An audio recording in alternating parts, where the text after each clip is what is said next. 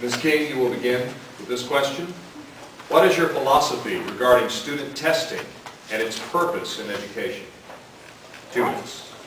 Well, we have to test. That's part of the educational system. That's part of how we evaluate. That's part of how teachers get that feedback to know whether what they're doing is successful, what areas they're missing, in what areas they're showing great progress. And that is a metric that we have to have. I believe that we have become, unfortunately, driven by and perhaps even paralyzed by that need to fulfill these testing requirements and meet these standards that have been imposed upon our teachers. I think the real test, the real measure of success is when those students get out and are accountable and are high achieving and are conscientious and are capable and functional in our workplace, in our global economy. And that's not something that can be measured with an objective test. Something interesting I would say, my son doesn't attend public school. I'm sure that will come up. My son attends Heritage Hall. And when he attended Chisholm, and on his first test from Heritage Hall, he scored quite poorly on it. And I was reviewing it with him, and he had it said, write an essay about the basic tenets of blah, blah, blah. And he had written bullet points. And the reason that and I said, well, of course you did poorly. You wrote bullet points. Where's your essay? And he said, I don't know what an essay is. He was entering the 6th grade and he didn't know what an essay was. How could he? He was in a classroom with 28 children where a teacher had to grade 28 tests. I couldn't grade 28 essays full of tests. They had only been given objective tests.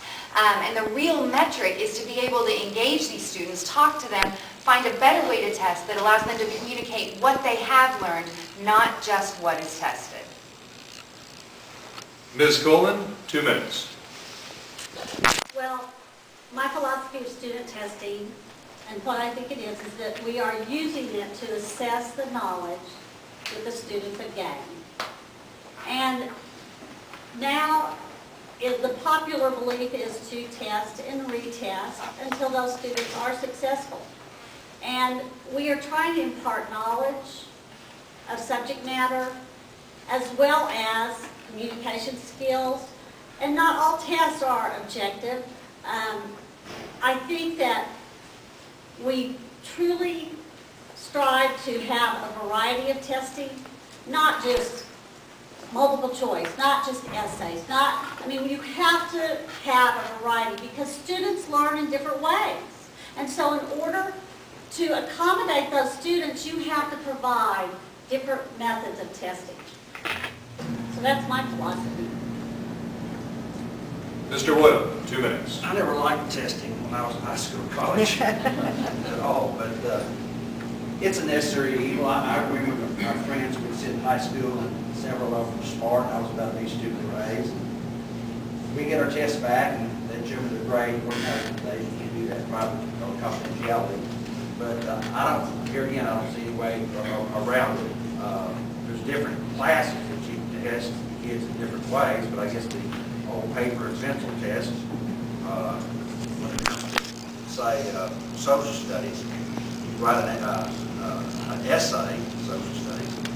There's some tests that you just get these multiple choice. Most teachers say, show your work, but it's here to stay. It's a measurement.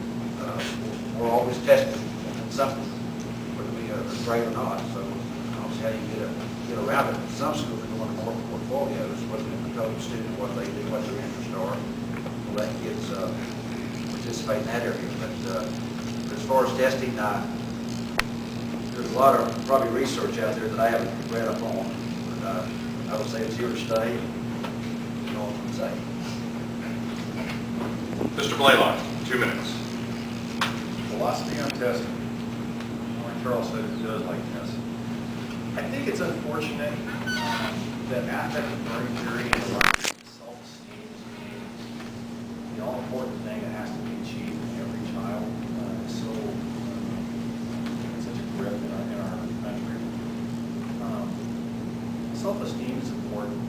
I think every child should feel good about themselves, but self-esteem comes through achievement and accomplishment. purpose of testing is to accurately show both the teacher and the student what they know, where they're deficient, where they're not deficient, where they're successful, where they're not successful. The only debate I would have with testing is whether a test is accurate or not, whether the person should be tested. Testing is a part of academic preparation, it's a part of education, it's a part of learning. In my job, I will get tested. And you know the grades for failing in the workplace are far more severe than the grades for failing in classroom. I think it's actually a good thing if my child comes home and has a failing grade on something. It gives me a chance to see and know that my child has learned something, and then I can help them learn. I want to know these things. The child wants to know these things, and not be afraid of learning these things. So my philosophy of testing is, yes, it's a part of academic life. It's going to continue, and I think it should. Ms. Cameron, 2 minutes.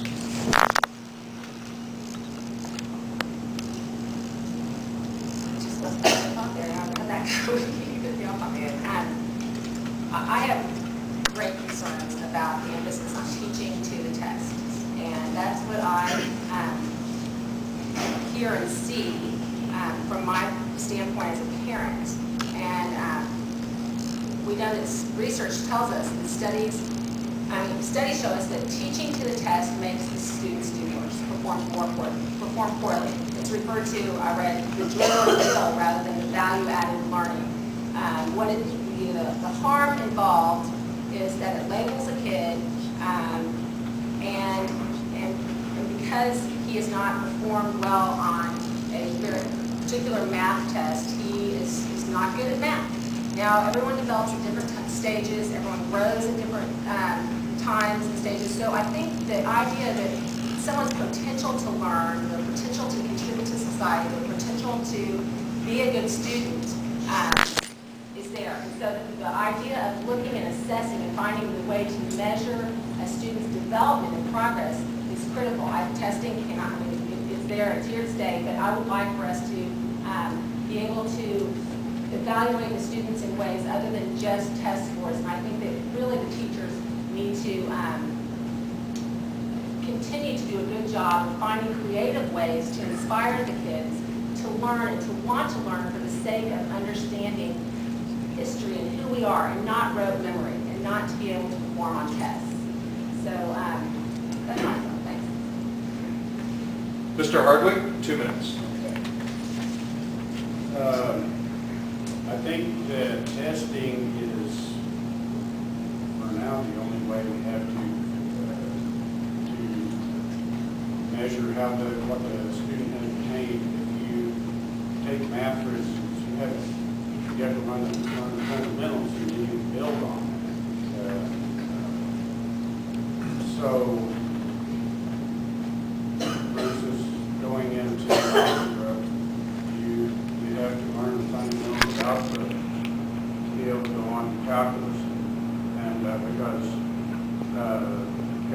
algebra is used in calculus and so on, there has to be a way to measure their progress. I'm going to kind of change the subject just a little bit with testing. I think that one of the ways that we can ensure that our teachers, that our students are learning at proficiency level for their grade is to grade the schools. This is being done successfully before. If the schools that are doing better, and school choice needs to be in Edmond. The schools who rate A or a B are the ones whose students are performing on tests better. The ones who are D and F, usually in Florida, by that grading system, it brings those schools up to the C level quicker.